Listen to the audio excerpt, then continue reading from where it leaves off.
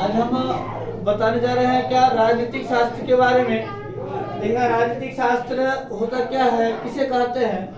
देखिए राजनीतिक शास्त्र किसे कहते हैं कि राजनीतिक शास्त्र सामाजिक विज्ञान का एक भाग है जिसमें राज्य और सरकार का अध्ययन करते हैं, उसी को हम कहते हैं राजनीतिक शास्त्र। राजनीतिक शास्त्र के पिता अरस्तु को कहा जाता है। किसको? अरस्तु को कहा जाता है। और ये डेमोक्रेसी अर्थात लोकतंत्र, यूनानी शब्द डेमोक्रेसिया से बना है। किससे बना है? तो डेमोक्रेसिया से बना है लोकतंत्र। और डेमोक्रेसी जो है लोकतंत्र, ये यूनानी शब्द है। यूनानी शब्द में डेमोक्रेसिया का से बना है। और यूनान में डेमोस का अर्थ होता है लोग। क्या होता है? लोग। और क्रेसिया का अर्थ होता है शासन। इसलिए अर्थात कहा जाता है डेमोक्रेसी अर्थात लोकतंत्र का अर्थ।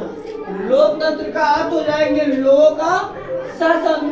तो इसलिए डेमोक्रेसी का अर्थ होता है कि लोगों का शासन, अर्थात लोकतंत्र का अर्थ होता है लोगों का शासन।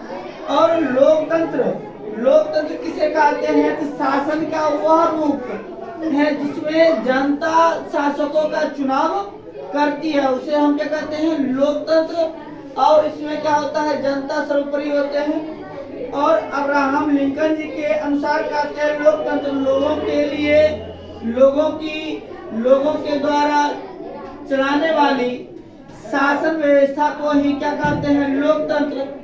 ये कहते हैं अब्राहम लिंकन जी। और कहते हैं कि लोकतंत्र में लोग ही शासन का कौन बिंदु है? तो केंद्र बिंदु होता है। लोग ही शासन का क्या होते हैं? केंद्र बिंदु होते हैं। किसमें? लोकतंत्र में। और लोकतंत्र को सर्वोत्तम शासन भी माना जाता है।